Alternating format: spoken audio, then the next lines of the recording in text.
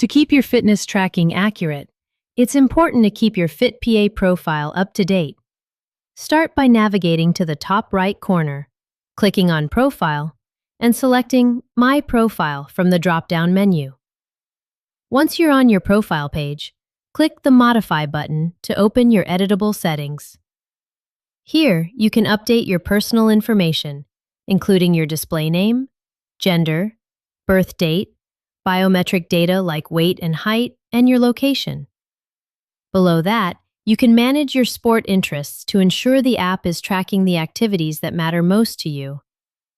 Finally, you can customize your AI coach style, as well as your regional and unit preferences, such as your time zone, distance, temperature, and weight measurements.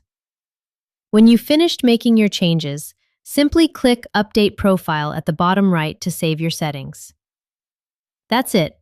Your profile is now up to date,